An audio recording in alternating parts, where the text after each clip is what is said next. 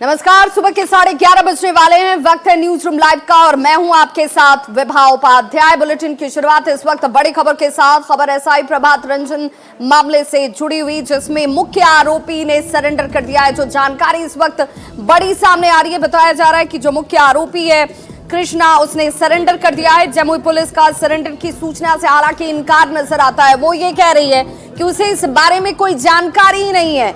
DSP मुख्यालय को surrender की सूचना नहीं मिली है। गिरिडीह के गांव से हालांकि सरेंडर की खबर सामने आती हुई, जहां पर इस शख्स ने अपने आप को सरेंडर किया है। एसआई की हत्या का ये मुख्य आरोपी है कृष्णा दास, और जिसे लेकर लगातार छापेमारी की कार्रवाई जमुई पुलिस की तरफ से की जा रही थी। अब ये बड़ी खबर सामने आती हुई, गिरिडीह के गांव में इस शख्स ने खुद को सरेंडर किया है, लेकिन जमुई पुलिस सरेंडर की सूचना को पुष्ट नहीं कर रही है। हमारे सहयोगी केसी कुंदन इस वक्त ज्यादा जानकारी के साथ फोन लाइन पर जुड़ गए हैं जमुई से। केसी कुंदन, क्या अब कोई जानकारी पुष्ट तौर पर जमुई पुलिस की तरफ से सरेंडर को लेकर? जी भी बता दूं कि जो कृष्णा दास जो मुख्य अभियुक्त है, उसके सरेंडर करने की बात आ रही थी कि झारखंड के गावा थाना के पुलिस के पास सरेंडर किया, लेकिन जो जमुई पुलिस है अब सीधे इस बात से इनकार कर रही है। और इसे पुलिस के द्वारा अगर कहा जाए तो इन लोगों का यही कहना है कि अफवाह ही होगा, क्योंकि अभी तक किसी तरह की सूचना, जो ऑफिशियल सूचना है, कि पुलिस तक नहीं पहुंची है, जमुई पुलिस तक नहीं पहुंची है कि कृष्णा दास ने सरेंडर किया है। और पुलिस अब हालांकि कुछ देर के बाद हो सकता है कि संबंधित इस मामले में प्रेस कॉन्फ्रेंस हो, लेकिन पुलिस का सीधे तौर पर कहना है कि उन्हें जमुई पुलिस को इस बारे में सूचना नहीं है कि किसी तरह का सरेंडर किया गया है। लेकिन मिथिलेश ठाकुर जो एक और अभियुक्त है, उसकी गिरफ्तारी हुई है। साथ ही इस मामले में कुछ लोगों को हिरासत में लिया गया है, जिनसे पूछताछ की जा रही है। लेकिन सरेंडर करने के मामले में पुलिस अभी तक कुछ नहीं बोल रही है। पुलिस सीधे कह रही है, जैसा कि डीएसपी मुख्यालय अभिषेक सिंह से भी बात हुई हमारी, उनका सीधे कहना है कि जमुई पुलिस को इस बारे में कोई सूचना नहीं है और इसे अफवाह ही मान रही है। अब आगे देखना है कि क्या होता है। जी विभाग, बहुत बहुत शुक्रिया केसी कुंदन इस तमाम जानकारी के लिए। तो एसआई जो प्रभात रंजन हत्या के मामले में इस शख्स की गिरफ्तारी को लेकर लगातार कार्रवाई की जा रही थी। खबर ये आ रही है कि इसने गांवा में जाकर सरेंडर किया है। आरोपी कृष्णा के सरेंडर की सूचना जरूर सामने आ रही है। हालांकि जमुई पुलिस जो है वो अपनी तरफ से सरेंडर की सूचना से इनकार कर रही है। वो कह रही है कि हमारे तक ये कोई जानकारी पहुंची नहीं है और संभवतः हो सकता है कि अफवाह हो। डीएसपी मुख्यालय को सरेंडर की कोई जानकारी नहीं है। ममता बनर्जी के भतीजे की शादी में शामिल होने के लिए बिहार के डिप्टी सीएम तेजस्वी यादव, लालू प्रसाद जो है वो कोलकाता के लिए रवाना हो चुके हैं। जो खबर इस वक्त सामने आती हुई, और जब एयरपोर्ट पर ये पहुंचे तो मीडिया कर्मियों ने तेजस्वी यादव से सवाल पूछा कि बीजेपी यादव के वोटर में सेंधमानी की कोशिश कर रही है। तेजस्वी यादव की तरफ से कहा जाता है कि लोकतंत्र है, हर किसी को आजादी है अपने अपने तरीके से राजनीति करने की, कोशिश करने दीजिए उनको। इस कार्य के लिए शुभकामनाएं।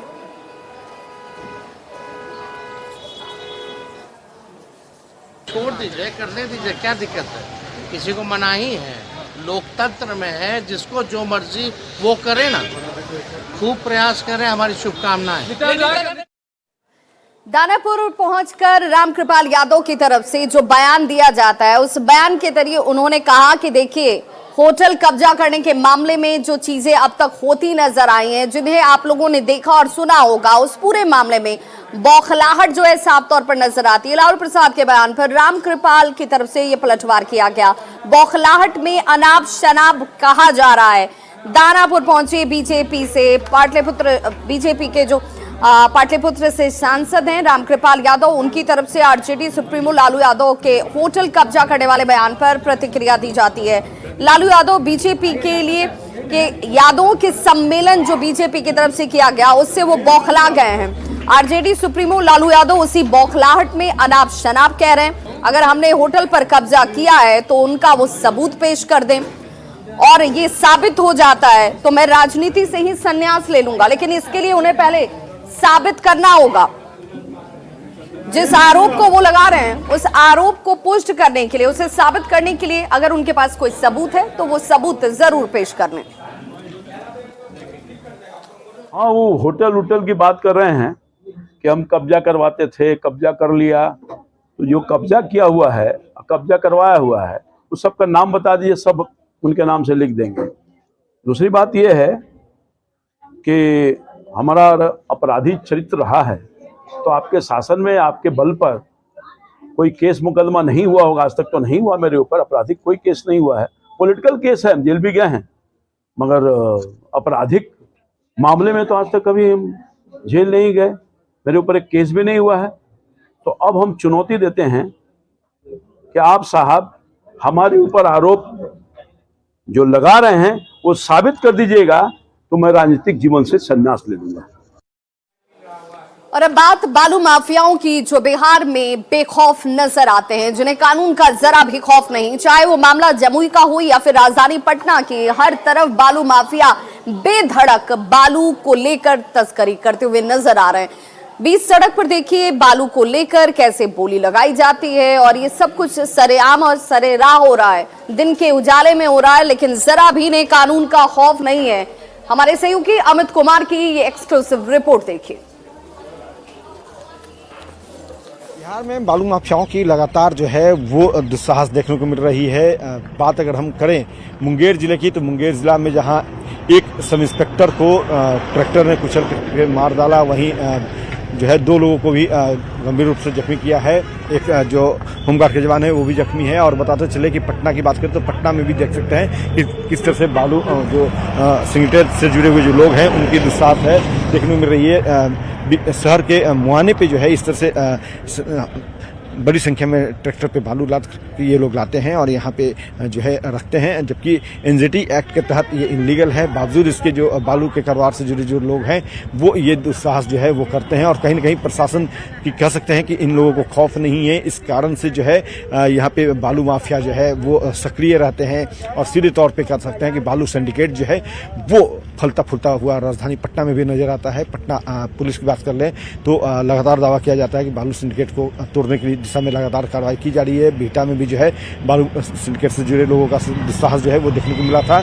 और बताते चले कि खुद सरकार का जो नीति निर्धारण करने वाले जो लोग हैं वो पटना में बैठते हैं, फिर भी पटना में जो है बालू सिंडिकेट से जुड़े जो लोग हैं उनकी हिमाकत जो है वो देख सकते हैं कि किस तरह से है कि शहर के मुहाने पे ये ट्रैक्टर लदे जो इनलीगल बालू हैं वो खड़े किए जाते हैं और यहाँ से बिक्री की जाती है। कोई भी जो है हिमाकत नहीं उठाता है इन लोगों के विरुद्ध एक्शन लेने का, कार्रवाई करने का। तो कहीं ना कहीं कह सकते हैं कि यही वजह है कि जो मुंगेर जिले में दुस्साहस देखने को मिली वो सिर्फ इसी वजह से मिली क्योंकि प्रशासनिक उदासीनता जो है, और कहीं कहीं कह सकते हैं कि बालू सिंडिकेट से जुड़े जो लोग हैं उनकी धमक राजनीतिक गलियारे तक है, प्रशासनिक अमले तक है।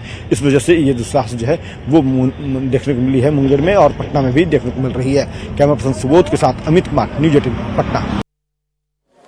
और अगली खबर बक्सर से, जहां पर एक यातायात दारोगा की दबंगई देखिए किस रूप में सामने आई, जहां पर वो पब्लिक से ही उलझते हुए नजर आया। अब इस मारपीट की जो तस्वीर है वो सोशल मीडिया पर तेजी से वायरल हो रही है। इस तस्वीर के सामने आने के बाद बक्सर एसपी मनीष कुमार ने कार्रवाई करते हुए दारोगा को लाइन क्लोज किया है, और इस पूरे मामले की जांच कर बक्सर सदर एसडीपीओ को कार्रवाई करने की निर्देश जो इस वक्त सामने है। अब ये देखना होगा कि इस शख्स के ऊपर कार्रवाई किस रूप में होती है। ये देखिए यातायात दारोगा आम राहगीर से किस तरीके से मारपीट कर रहा है। ट्रैफिक दारोगा का ये वीडियो अब तेजी से वायरल होता हुआ।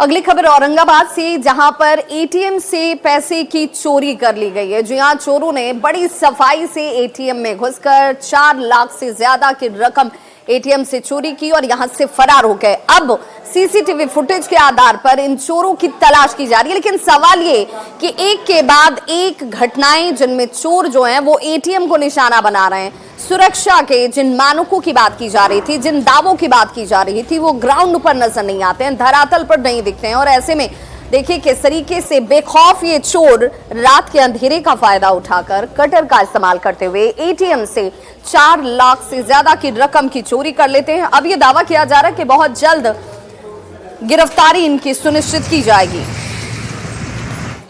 ना मिला कि एटीएम का गैस कटर से बोल्ट काट के गैस चोरी कर लिया गया है।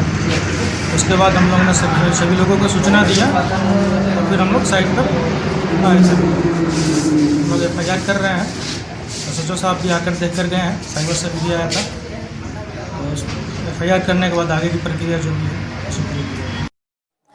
और छठ महापर्व को लेकर लगातार जो छठ व्रती हैं या छठ में शामिल होने वाले बिहार और यूपी के लोग हैं वो अपने अपने घरों की तरफ रवानगी कर रहे हैं। और ऐसे में लुधियाना स्टेशन की बात कर लें तो वहां पर भी लोगों की भीड़ जो है वो साफ तौर पर नजर आती है। हालांकि स्पेशल ट्रेनें चलाई जा रही हैं और इन स्पेशल ट्रेनों के चलाने के बावजूद यात्रियों की संख्या ज्यादा नजर आती है। हमारे सहयोगी रोहित गौड़ हमारे साथ इस वक्त सीधे जुड़ गए हैं। रोहित, जरा तस्वीरें भी दिखाइए और बताइए कि क्या जो स्पेशल ट्रेनें चलाई जा रही हैं, जिन तादाद में ट्रेनें इस वक्त दौड़ रही हैं, क्या वो काफी दिखती हैं इन लोगों के लिए जो अपने अपने घरों में छठ पर्व मनाने के लिए जा रहे हैं?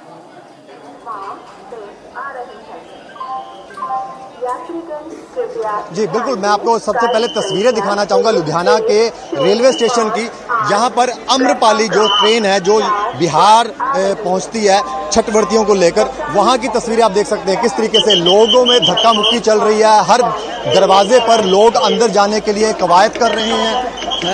आप देख सकते हैं, आपको तस्वीरें लगातार दिखा रहे हैं। अम्रपाली ट्रेन है जो कि बिहार जाती है और यहाँ पर धक्का मुक्की, पुलिस जो प्रशासन है वो यहाँ पर मौजूद जरूर है पर किसी भी तरीके का कोई भी इनके ऊपर कोई कंट्रोल नहीं दिखाई दे रहा है। उसके साथ साथ तस्वीरें ऐसी भी जो आप देखकर हैरान होंगी कि लोग इस कदर चढ़ने के लिए मजबूर हैं कि खिड़कियों का सहारा लिया जा रहा है, खिड़कियों का सहारा लिया जा रहा है और ट्रेन चल पड़ी है और उसके बावजूद जो यात्री हैं वो लटके हुए हैं। देख सकते हैं कोई भी हादसा हो सकता है, कोई भी बड़ा हादसा हो सकता है। लाइव तस्वीरें हम दिखा रहे हैं लुधियाना से, रेलवे स्टेशन से। आप देख सकते हैं कि छठ व्रती जो हैं वो अभी भी चढ़ने की कोशिश कर रहे हैं लगातार। लाइव तस्वीरें आप देखिए कोई भी बड़ा हादसा हो सकता है। ये देखिए लटके हुए हैं। रोहित, जो तस्वीर आप दिखा रहे हैं वो बड़ी चिंता वाली तस्वीरें हैं क्योंकि ट्रेन यहाँ से स्टेशन से खुल चुकी है लेकिन इसके बावजूद दरवाजे पर देखिए किस तादाद में लोग लटके हुए नजर आ रहे हैं। कई लोग खिड़कियों से प्रवेश करने की कोशिश कर रहे हैं। हालांकि जो आरपीएफ की टीम यहाँ पर मौजूद है वो यहाँ से लोगों को हटाने का प्रयास भी कर रही है लेकिन कोई हादसा इस दौरान पेश आ जाए तो आश्चर्य नहीं क्योंकि इस तरीके से लोग ट्रेनों के अंदर घुसने का प्रयास कर रहे हैं जो खतरे से कहीं भी खाली नजर नहीं आता है। ये तस्वीर अपने आप में बड़ी चिंता वाली। रोहित,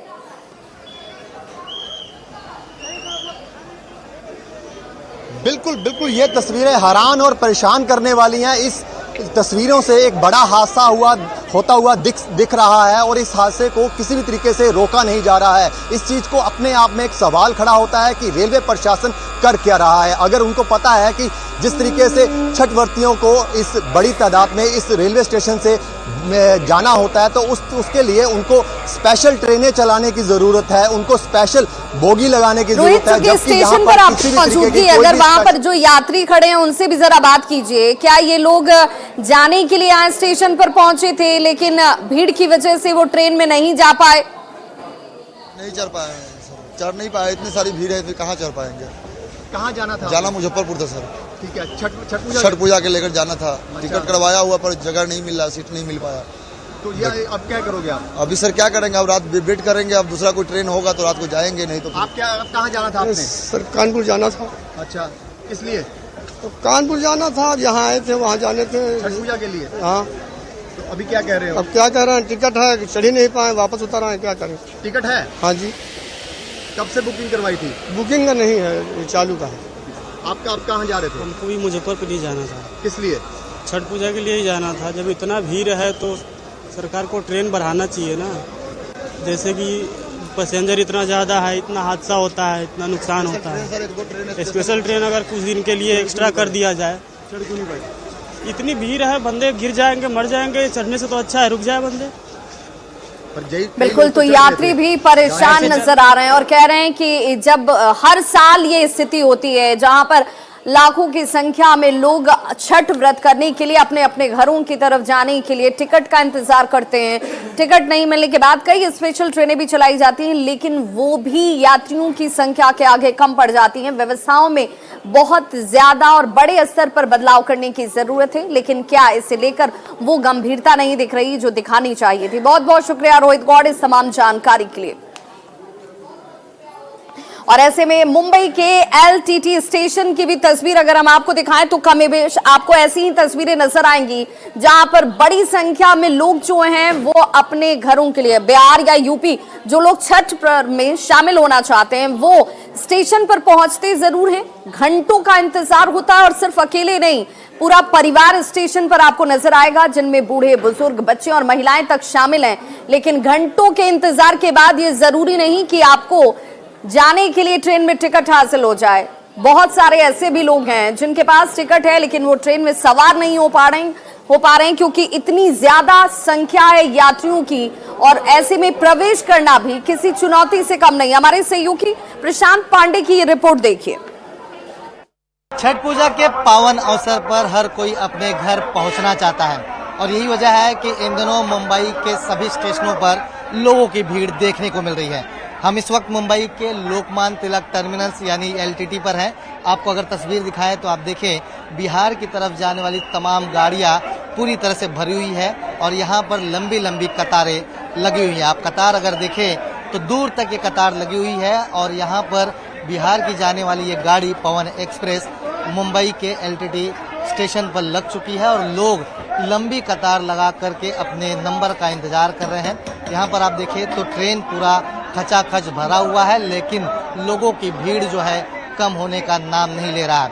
17 तारीख से लेकर के 20 तारीख तक छठ पूजा का त्योहार है और जिसके लिए हर कोई अपने घर मौके पर पहुंचना चाहता है। मैं आपको बता दूं कि रविवार को यानी 19 तारीख की शाम को जो व्रती होती हैं वो नदी माननीय अतिथियों के कर कमलों द्वारा इसका विमोचन किया जा रहा है और इस शुभ घड़ी का जोरदार तालियों के साथ आप सभी अभिनंदन करें, स्वागत करें।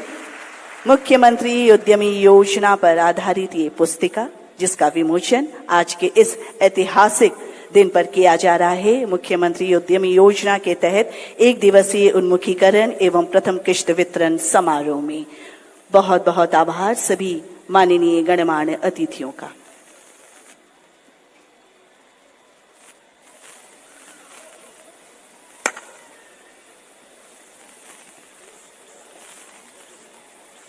का विमोचन करते हुए बिहार के मुख्यमंत्री नीतीश कुमार। वो क्षण आ चुकी है जब माननीय मुख्यमंत्री महोदय के कर कमलों द्वारा मुख्यमंत्री उद्यमी योजना के तहत सबसे पहले 12 लाभुकों को सांकेतिक चेक वितरित किया जाएगा। जो प्रथम नाम सीमा कुमारी, पटना सीएम महिला उद्यमी योजना की जो लाभार्थी हैं, मैं उनसे अनुरोध करूंगी मंच पर आए।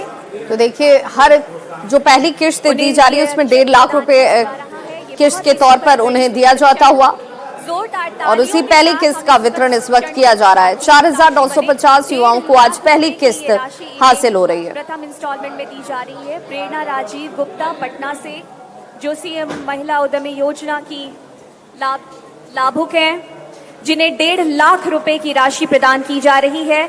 ये सांकेतिक चेक इन्हें दिया जा रहा है माननीय मुख्यमंत्री महोदय के कर कमलों द्वारा। चंदन कुमार पटना से हैं, जिन्हें प्रथम किश्त दिया जा रहा है। 1.5 लाख रुपए की ये राशि दी जा रही है सांकेतिक चेक के रूप में माननीय मुख्यमंत्री महोदय के कर कमलों द्वारा। अगर तालियां बजती रहें तो यह सुखद क्षण और भी सुखद होगा।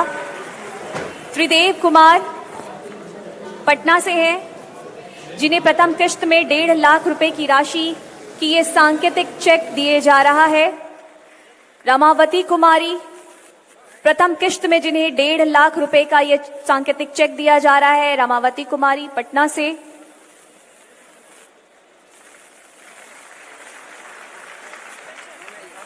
नैना कुमारी दुसाद पटना से हैं, जिन्हें प्रथम किश्त की राशि 1.5 लाख रुपए का ये सांकेतिक चेक प्रदान किया जा रहा है माननीय मुख्यमंत्री महोदय के कर कमलों द्वारा।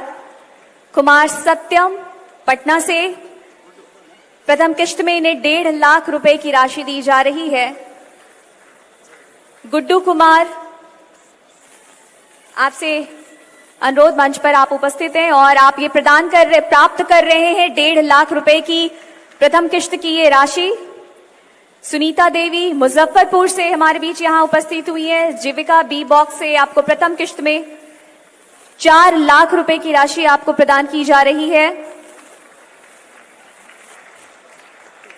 विभा देवी मुजफ्फरपुर से हैं प्रथम किश्त में, जिन्हें 4 लाख रुपए की राशि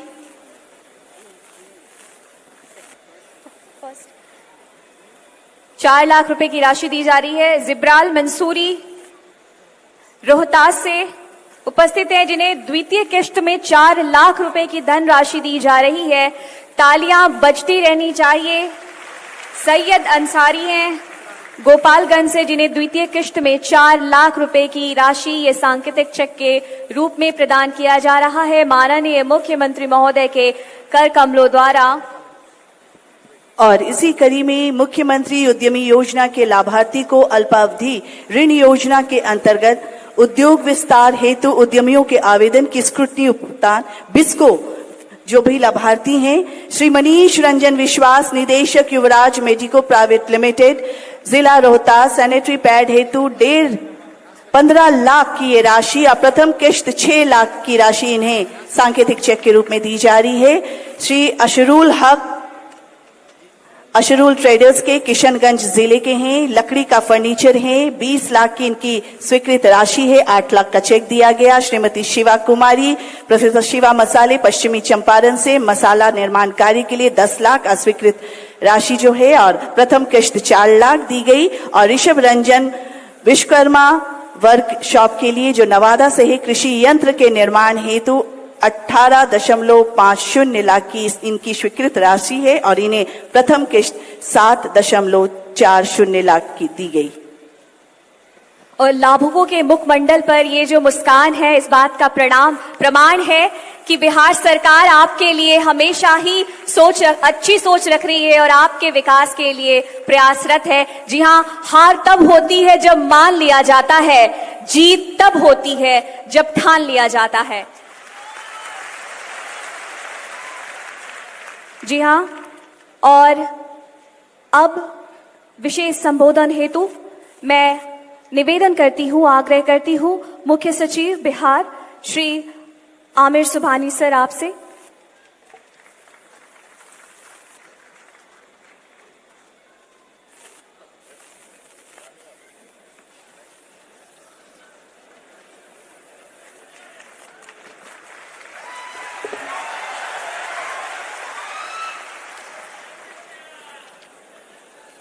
परम आदरणीय श्री नीतीश कुमार जी, माननीय मुख्यमंत्री बिहार, यहाँ मौजूद आदरणीय श्री विजय कुमार चौधरी जी, माननीय मंत्री वित्त विभाग, आदरणीय श्री समीर कुमार महासेठ जी, माननीय उद्योग मंत्री बिहार, आदरणीय श्री रत्नेश सादा जी, माननीय मंत्री अनुसूचित जाति एवं अनुसूचित जनजाति कल्याण विभाग, आदरणीय श्रीमती अनीता देवी, माननीय मंत्री पिछड़ा एवं अति पिछड़ा वर्ग कल्याण विभाग, यहाँ उपस्थित श्री एस सिद्धार्थ, माननीय मुख्यमंत्री के प्रधान सचिव,